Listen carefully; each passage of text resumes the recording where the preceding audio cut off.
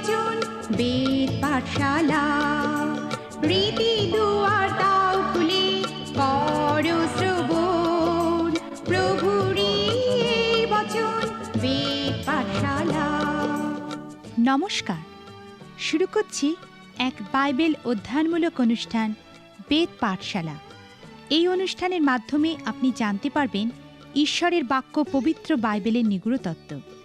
তাহলে শুনুন আজকের অনুষ্ঠান বেদ পাঠশালা।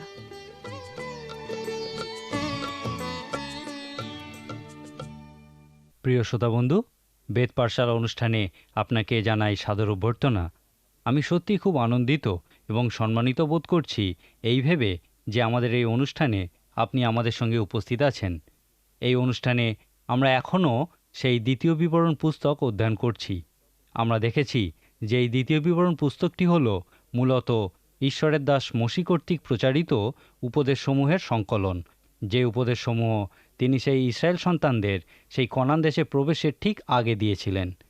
তারা 40 বছর সেই প্রান্তরে ভ্রমণের পর অবশেষে বিশ্বাসে স্থির থাকার সিদ্ধান্তে উপনীত হয়েছিল এবং সেই জর্দন নদী পার হয়ে কনান দেশে প্রবেশের সিদ্ধান্ত নিয়েছিল, যেন তারা তাদের আত্মিক বিষয়গুলি বুঝে নিতে পারে। মসি এই সময়ই তার এই মহান উপদেশসমূহ তাদেরকে দিয়েছিলেন। আমাদের গতদিনের অনুষ্ঠানে আমরা দ্বিতীয় বিবরণ পুস্তকের 9 অধ্যায় থেকে ঈশ্বরের অনুগ্রহ বিষয়ে মসির সেই মহান উপদেশ আলোচনা করেছি। এখন আমরা এই পুস্তকের 10 অধ্যায় থেকে ওই উপদেশের প্রত্যুত্তরে আরেকটি মহান উপদেশ দেখব। পবিত্র শাস্ত্রে এই বিষয়ে সর্বদা জোর দেওয়া হয়। লেখা আছে, এখন হে ইসরায়েল, তোমার ঈশ্বর সদাপ্রভু তোমার কাছে কি চাহেন? কেবল এই, যেন তুমি আপন ঈশ্বর সদাপ্রভুকে ভয় করো, তাহার সকল পথে চলো এবং তাহাকে প্রেম করো এবং তোমার সমস্ত হৃদয় ও তোমার সমস্ত প্রাণের সহিত তোমার ঈশ্বর সদাপ্রভুর সেবা করো। অদ্য আমি তোমার মঙ্গলার্থে সদাপ্রভু যে যে আজ্ঞা ও বিধি তোমাকে দিতেছি সেই সকল যেন পালন করো। দেখো, স্বর্গ, স্বর্গের স্বর্গ এবং পৃথিবীর ও তন্মধ্যস্থ যাবতীয় বস্তু তোমার ঈশ্বর সদাপ্রভুর। কেবল তোমার পিতৃপুরুষদিগকে প্রেম করিতে সদাপ্রভুর সন্তোষ ছিল, আর তিনি তাহাদের পরে তাহাদের বংশকে অর্থাৎ অদ্যকার মতো সর্বজাতির মধ্যে তোমাদিগকে মনোনীত করিলেন। অতএব তোমরা আপন আপন হৃদয়ের ত্বকগ্র ছেদন করো এবং আর শক্তগ্রীব হইও না। এখানে যে বিষয়টির উপর জোর দেওয়া হয়েছে সেটা হলো কিভাবে আমরা ঈশ্বরের অনুগ্রহের প্রতি আমাদের প্রতিক্রিয়া জানাবো। ঈশ্বরের অনুগ্রহের অর্থ তিনি আমাদেরকে ভালোবাসেন। তিনি আমাদেরকে ভালোবাসেন তার কারণ এই নয় যে আমরা উত্তম বা ইহা আমাদের প্রাপ্য। আমাদের প্রতি ঈশ্বরের ভালোবাসা শর্তাধীন নয়। ইহা আমাদের কৃতিত্ব বা সম্পাদিত কার্যের উপরও নির্ভরশীল নয়। সম্পূর্ণ নিঃশর্তে ঈশ্বর আমাদের প্রতি তার ভালোবাসার প্রকাশ করে থাকেন। ইহা আমার কাছে একটা বিরাট বড় সান্ত্বনা যে আমার প্রতি ঈশ্বরের ভালোবাসা সম্পূর্ণ নিঃশর্ত। এখন যেহেতু ঈশ্বর আমাদের কোনো শর্ত ছাড়াই তার ভালোবাসা দিয়েছেন, তাই আমাদেরও উচিত এই একইভাবে অন্যকে ভালোবাসা। কোনো মানুষের প্রতি আমাদের ভালোবাসাও শর্ত সাপেক্ষ হওয়া উচিত নয়। অনুগ্রহ শব্দটি এই বিষয়গুলিই বোঝায়। ঈশ্বর আমাকে, আপনাকে আমাদের সম্পাদিত কার্যের উপর ভিত্তি করে ভালোবাসেননি, তিনি সম্পূর্ণ নিঃশর্তে আমাদেরকে ভালোবেসেছেন। অনুগ্রহ শব্দটি দুই দিকে ধার আছে এমন খড়গের মতো, অর্থাৎ ইহা দুই দিক দিয়েই কাটা যায়। প্রথমত ইহা বলে যে আমার প্রতি ঈশ্বরের ভালোবাসা এবং তার আশীর্বাদ আমার সম্পাদিত উত্তম কার্যের উপর নির্ভরশীল নয়। ইহা একটি খুব বড় সান্ত্বনাদায়ক বিষয়, কারণ যখন আমরা ভালো কাজ করি আমরা চিন্তা করি ঈশ্বর আমাদের আশীর্বাদ করছেন। আবার একই সঙ্গে এই চিন্তাও আসে যে এই কৃতিত্ব আমরা কিভাবে ধরে রাখতে পারবো। হয়তো এই রকম কৃতিত্ব অর্জন আর নাও করতে পারি, তাহলে হয়তো ঈশ্বরও আর আশীর্বাদ করবেন না।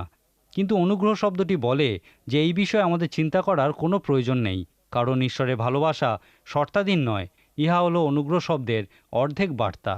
বাকি অর্ধেক বার্তাটি হলো, আমি যেমন আমার কৃতিত্বের বা সম্পাদিত উত্তম কার্যের দ্বারা ঈশ্বরের আশীর্বাদ লাভ করতে পারি না, তেমনি আমি আমার ব্যর্থতার জন্য ঈশ্বরের অনুগ্রহ লাভ করা থেকে বঞ্চিতও হই না।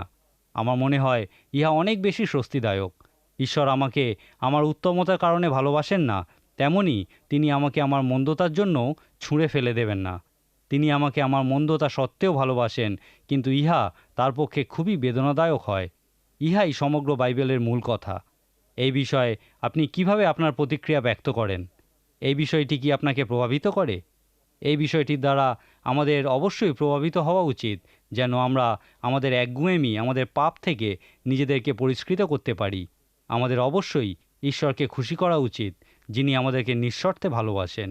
ঈশ্বরকে যে সমস্ত বিষয় দুঃখিত করে, সেই সমস্ত বিষয়গুলি আমাদের জীবন থেকে দূর করার জন্য সেই বিষয়টির দ্বারা আমাদের প্রভাবিত হওয়া উচিত। আমাদেরকে ঈশ্বরের অনুগ্রহ সম্পর্কে এত কিছু বলার পরে সাধু পৌল করিন্থীয় মণ্ডলীর প্রতি তার 2 পত্রের 6 অধ্যায় 1 পদে বলেছেন, আর তাহার সহিত কার্য করিতে করিতে আমরা নিবেদনও করিতেছি, তোমরা ঈশ্বরের অনুগ্রহ বৃথা গ্রহণ করিও না। আমরা জানি সেই 10 আজ্ঞায় যা ঈশ্বর মোশির মাধ্যমে সেই ইসরায়েলীয়দের দিয়েছিলেন, আমরা দেখেছি ঈশ্বর হচ্ছেন শৃঙ্খলাপরায়ণ ঈশ্বর। সমস্ত কাজের জন্য তার একটি নির্দিষ্ট উদ্দেশ্য আছে। তাই অনর্থক তার নাম নেওয়া পাপ। এখানে শ্রদ্ধাভক্তিহীনভাবে তার নাম নেওয়ার কথা বলা হয়নি, কিন্তু উদ্দেশ্যহীনভাবে, অর্থাৎ কোনো উদ্দেশ্য ছাড়াই তার নাম উচ্চারণ না করার কথা বলা হয়েছে। আপনি দেখলেন ঈশ্বরের নাম অনর্থক নেওয়া পাপ। এখন যদি কোনো উদ্দেশ্য ছাড়া শুধুমাত্র তার নাম উচ্চারণ করা পাপ হয়ে থাকে, তাহলে চিন্তা করুন তার অনুগ্রহ বৃথা গ্রহণ করা কত বড় পাপ। ঈশ্বরের কাছ থেকে তার আশীর্বাদ অনুগ্রহ লাভ করার পর আমাদের যা কর্তব্য সেই খ্রিস্টীয় জীবনযাপন করা, আমরা যদি তা না করি তাহলে আমরা পাপ করি। এই বিষয়ে কিছু মহান উপদেশ আমরা 2 বিবরণ পুস্তকের 10 অধ্যায়ে দেখতে পাই।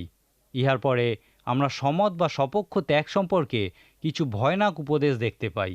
এই সমত বা সপক্ষ ত্যাগ বলতে আমি বলতে চাইছি যে এক সময় ঈশ্বরের সঙ্গে থাকার যে সিদ্ধান্ত নিয়েছিলাম তা থেকে সরে দাঁড়ানো। অর্থাৎ হয়তো আপনি এক সময় বলেছিলেন, আমি সর্বদা ঈশ্বরকে প্রথম স্থান দেব এবং তার সেবা করব, কিন্তু পরবর্তী সময়ে আপনি এই সিদ্ধান্ত থেকে সরে গেলেন। ইহাকেই সমত বা সপক্ষ ত্যাগ বলে। ইহা একটি গুরুতর অপরাধ, কারণ ইহার পরিণতি ভয়ানক হয়ে থাকে। আমরা এই বিষয়ে বিস্তারিত বিবরণ দেখব যখন আমরা বিচার কর্তৃকগণের পুস্তক অধ্যয়ন করব। প্রকৃতপক্ষে আপনি ইহা সমগ্র ইব্রিয় ইতিহাস জুড়েই দেখতে পাবেন। সমত বা সপক্ষ ত্যাগের পরিণতি সর্বদা ভয়ানক হয়ে থাকে। এই বিষয়ে ঈশ্বরের দাস মোশি ভয়ানক উপদেশ দিয়ে গেছেন। তিনি বলেছেন, তোমার ভ্রাতা কিংবা তোমার পুত্র কি কন্যা কিংবা তোমার প্রাণতুল্য মিত্র যদি গোপনে তোমাকে প্রবৃত্তি দিয়া বলে, আইসো আমরা অন্য দেবতাদের সেবা করি, তবে তুমি সেই ব্যক্তির প্রস্তাবে সম্মত হইও না, তাহার কথায় কান দিও না, তোমার চক্ষু তাহার প্রতি দয়া করিবে না, তাহাকে কৃপা করিবে না, কিন্তু তুমি তাহাকে বধ করিবে। তাহাকে বধ করিবার জন্য প্রথমে তুমি তাহার উপর হস্তার্পণ করিবে। যদি ঈশ্বর সদাপ্রভু তোমাকে যে যে নিবাসনগর দিবেন তার মধ্যে কোনো নগর যদি এই একই কার্য করে, তবে তুমি খড়গাধারে সেই নগরের নিবাসীদিগকে ও তাহার মধ্যস্থিত পশু শুদ্ধ সকলই খড়গাধারে নিঃশেষে বিনষ্ট করিবে। ইহা খুবই ভয়ানক মনে হয়, কিন্তু যদি পরবর্তী সময়ে আপনি সেই ইসরায়েল জাতির ব্যাবিলনের এবং আশুরিয়াদের বন্দিত্ব নিয়ে অধ্যয়ন করেন, তাহলে বুঝতে পারবেন কেন ঈশ্বর এই বিষয়টিকে এত বেশি গুরুত্ব দিয়েছিলেন। ইহা 2 বিবরণ পুস্তকের 13 অধ্যায়ে বর্ণিত একটি গুরুত্বপূর্ণ উপদেশ। এই পুস্তকের 14 অধ্যায়ে আমরা আরেকটি উপদেশ দেখতে পাই। ইহা দশমাংশ বিষয়ক উপদেশ। ইহা আমাদেরকে শিক্ষা দেয় যে আমাদের সমস্ত কিছু দশমাংশ ঈশ্বরকে দেওয়া উচিত। পবিত্র শাস্ত্রে সম্ভবত প্রথমবার এখানে এই দশমাংশ বিষয়ে শিক্ষা দেওয়া হয়েছে। এই দশমাংশের একটি উদ্দেশ্য আছে এবং সম্ভবত সেই উদ্দেশ্য হলো ঈশ্বরকে সর্বপ্রথমে স্থান দেওয়ার শিক্ষালাভ করা। এখানে ঈশ্বর আমাদেরকে এই বিষয়টি শিক্ষা দিতে চান। প্রথম আজ্ঞা বলে সর্বপ্রথমে ঈশ্বর, সবথেকে মহান আজ্ঞা বলে সর্বপ্রথমে ঈশ্বর। পবিত্র শাস্ত্রের সমস্ত উপদেশের মূল কথা হলো সর্বপ্রথমে ঈশ্বর। কিভাবে ঈশ্বর আমাদেরকে বিশেষ গুরুত্বপূর্ণ বিষয়টি শিক্ষা দেন। এই বিষয়ে শিক্ষালাভ করার আরেকটি উপায় হলো আমাদের অঙ্গীকারের পরিমাপ করা। ঈশ্বর জানেন তাকে আমরা আমাদের জীবনে সর্বপ্রথম স্থান দিই কি না, কিন্তু আমরা তা জানি না। সেই জন্যই তিনি আমাদেরকে এই দশমাংশ দেবার নিয়ম দিয়েছিলেন। এই নিয়মের অর্থ এই নয় যে ঈশ্বর আমাদের সমস্ত কিছু দশমাংশ চান, কিন্তু তিনি প্রথমজাত বিষয়গুলি দশমাংশ চান। ইহার সঙ্গে আমরা পুরাতন নিয়মে নৈবেদ্য উৎসর্গের বিষয়ও দেখতে পাই। এই নৈবেদ্য ছিল দশমাংশের থেকে সম্পূর্ণ আলাদা।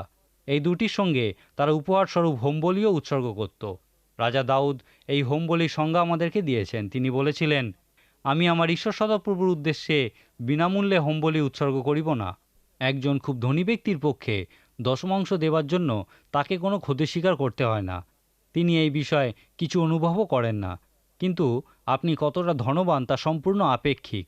হোমবলি উৎসর্গের মূল অর্থ হলো যেন আমরা নিজেদের ক্ষতি স্বীকার করে এই হোমবলি উৎসর্গ করি। এই বিষয়ে আমরা প্রত্যেকেই সমান।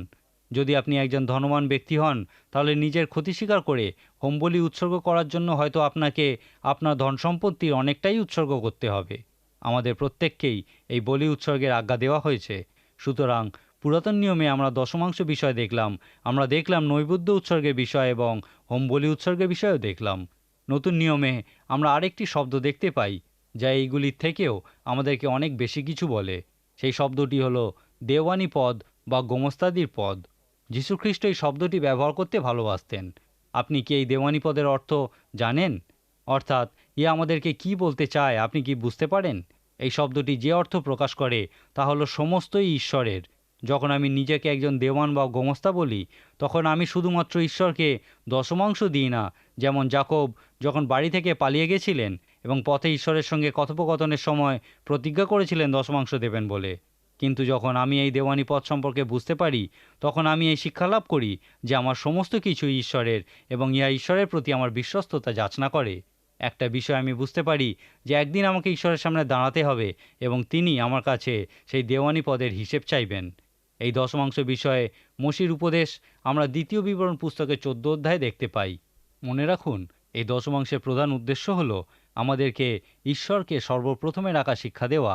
এই দশমাংশের নিয়ম হলো ঈশ্বরকে সর্বপ্রথমে রাখার যে শিক্ষা তার ভিত্তিমূল। যখন আপনি নতুন নিয়ম দেখবেন, ইয়াকে আপনি দেওয়ানি পদ রূপে দেখতে পাবেন। তাই দেওয়ানি পদ সংক্রান্ত ধারণাটি বুঝতে গেলে আপনাকে প্রথমেই ঈশ্বরকে সর্বপ্রথমে রাখার শিক্ষা লাভ করতে হবে। এই পুস্তকে 15 অধ্যায়ে দানশীলতা সম্পর্কে একটা মহান উপদেশ আমরা দেখতে পাই। ঈশ্বরের দাস মসি বলেছিলেন বিভিন্ন জায়গায় দশমাংশ দান করা যেতে পারে। পুরাতন নিয়মে আমরা অনেক জায়গাতেই এই ধরনের দানশীলতা বিষয়ে উল্লেখ দেখতে পাই। যদি আমাদের আশেপাশে বিজাতীয় কোনো ভ্রাতা দুঃখ কষ্টের মধ্যে থাকে, তাহলে তাকে সাহায্য করা আমাদের অবশ্য কর্তব্য। সেই ইসরায়েল সন্তানরাও বিধবা অনাথ ব্যক্তিদের দান করতে বাধ্য ছিল। এই বিষয়ে ঈশ্বরের দাস মসি তাদেরকে বলেছিলেন, তুমি তাকে অবশ্য দিবে, দিবার সময় হৃদয়ে দুঃখিত হইবে না, কেননা এই কার্য প্রযুক্ত তোমার ঈশ্বর সদাপ্রভু তোমার সমস্ত কর্মে এবং তুমি যাহাতে যাহাতে হস্তক্ষেপ করিবে সেই সকলেতে তোমাকে আশীর্বাদ করিবেন, কেননা তোমার দেশের মধ্যে দরিদ্রের অভাব হইবে না। অতএব তুমি এই সকল আজ্ঞা পালন করিবে। যীশুখ্রিস্টও এই বিষয়ে তার উপদেশে বিশেষ জোর দিয়েছেন। দ্বিতীয় বিবরণ পুস্তকের 17 অধ্যায় মসির একটি উপদেশে আমরা একটি ভাববাণীর উল্লেখ পাই।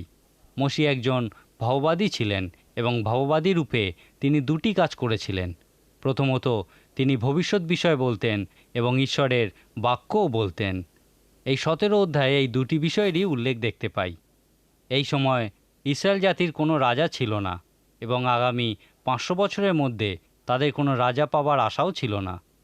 কিন্তু মসি তাদের বলেছিলেন, তোমার ঈশ্বর সদাপ্রভু তোমাকে যে দেশ দিতেছেন, তুমি যখন তথায় গিয়া দেশ অধিকারপূর্বক সেখানে বাস করিবে আর বলিবে, আমার চারিদিকের সকল জাতির ন্যায় আমিও আপনার উপরে একজন রাজা নিযুক্ত করিব, তখন তোমার ঈশ্বর সদাপ্রভু যাহাকে মনোনীত করিবেন তাহাকেই আপনার উপরে রাজা নিযুক্ত করিবে। আর স্বীয় রাজ্যের সিংহাসনে উপবেশনকালে সে আপনার নিমিত্ত একখানি পুস্তকে লেবীয় যাজকদের সম্মুখস্থ এই ব্যবস্থার অনুলিপি রাখিবে। তাহার নিকটে থাকিবে এবং সে যাবজ্জীবন তাহা পাঠ করিবে, যেন সে আপন ঈশ্বর সদাপ্রভুকে ভয় করিতে ও এই ব্যবস্থার সমস্ত বাক্য ও এই সকল বিধি পালন করিতে শেখে। এই রূপে যেন ইসরায়েলের মধ্যে তাহার ও তাহার সন্তানদের রাজত্ব দীর্ঘকাল স্থায়ী হয়।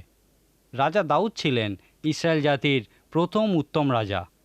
তিনি বলেছিলেন যে একজন মানুষের জীবনে ঈশ্বরের আশীর্বাদ কোনো দুর্ঘটনাবশত বা সমাপতনের দরুন নেমে আসে না, কিন্তু তার কর্মফল তাকে ঈশ্বরের আশীর্বাদ পেতে সাহায্য করে। রাজা দাউদ ঈশ্বরের আশীর্বাদ পেয়েছিলেন কারণ তিনি ঈশ্বরের বাক্য সম্পূর্ণরূপে বিশ্বাস করতেন। শুধু যে বিশ্বাস করতেন তা নয়, কিন্তু তিনি ঈশ্বরের বাক্য মন প্রাণ দিয়ে ভালোবাসতেন এবং সমস্ত দিনরাত ধ্যান করতেন। এই জন্য তিনি একটা বিশাল বৃক্ষের মতো ছিলেন, যা শিকড় মাটির মধ্যে অনেক দূর পর্যন্ত বিস্তৃত ছিল এবং এই কারণেই ঈশ্বর তাকে প্রচুর আশীর্বাদ করেছিলেন। রাজা দাউদ এই জ্ঞান কোথা থেকে পেয়েছিলেন? আমার মনে হয় মসি ইসরায়েলের রাজাদের জন্য যে নিয়ম দিয়েছিলেন যে প্রত্যেক রাজাকে নিজে হাতে বাইবেলের প্রথম 5টি বই, যাকে ব্যবস্থা পুস্তক বলা হয়, সেগুলি লিখতে হবে। তারপর সেগুলি সমস্ত সময় নিজেদের কাছে রাখতে হবে এবং দিবারাত্রি ধ্যান করতে হবে। রাজা দাউদ অক্ষরে অক্ষরে ওই নিয়ম পালন করেছিলেন এবং সমস্ত জ্ঞান তিনি ওখান থেকেই পেয়েছিলেন। দ্বিতীয় বিবরণী পুস্তকের 18 অধ্যায় জ্যোতিষশাস্ত্র, জাদুবিদ্যা ইত্যাদি বিষয়ে বিশ্বাসীদের বিরুদ্ধে মোশির একটি কঠিন উপদেশ আমরা দেখতে পাই। ঈশ্বর সর্বদা গণক বা মোহক বা মায়াবী বা ঐন্দ্রজালিকদের ঘৃণা করেন। এই অধ্যায়ে আমরা দেখতে পাই লেখা আছে, তোমার মধ্যে যেন এমন কোনো লোক পাওয়া না যায় যে মন্ত্র ব্যবহার করে বা ভুতুরিয়া বা গুণী বা প্রেতসাধক, কেননা সদাপ্রভু এই সকল কার্যকারীকে ঘৃণা করেন, আর সেই ঘৃণার্য কার্য প্রযুক্ত তোমার ঈশ্বর সদাপ্রভু তোমার সম্মুখ হইতে তাহাদিওকে অধিকাচ্যুত করিবেন। কেননা তুমি যে জাতিগণকে অধিকাচ্যুত করিবে তাহারা গণক ও মন্ত্র ব্যবহারকারীদের কথায় কর্ণপাত করে, কিন্তু তোমার ঈশ্বর সদাপ্রভু তোমাকে তাহা করিতে দেন নাই। কোনো একজন বলেছিলেন যে স্বর্গ ও পৃথিবীর মাঝখানে এমন অনেক কিছু আছে যা মানুষের কল্পনার বাইরে। বাইবেল এই সমস্ত জিনিসের উপস্থিতি অস্বীকার করে না, কিন্তু বাইবেল বলে যে এই সমস্ত জিনিসের সঙ্গে কোনো সম্পর্ক রেখো না। ঈশ্বর এই কড়া নিষেধাজ্ঞা দিয়েছেন, কারণ এই সমস্ত জিনিসেরই একটা উৎস আছে এবং আমাদের ঈশ্বর সদাপ্রভু সেই উৎস নন। যদি ঈশ্বর সেই উৎস না হয়ে থাকেন তাহলে কি সেই উৎস? এমন অনেকেই আছেন যারা যে কোনো আত্মিক বিষয়কেই পবিত্র আত্মায় জাত বলে থাকেন। আমরা বাইবেলের অনেক জায়গায় দেখতে পাই লেখা আছে, আত্মা পরীক্ষা করিয়া দেখো যে তাহা ঈশ্বর হইতে জাত কিনা। এই সমস্ত আত্মা যারা ঈশ্বর হইতে জাত নয় তাদের উৎস কি?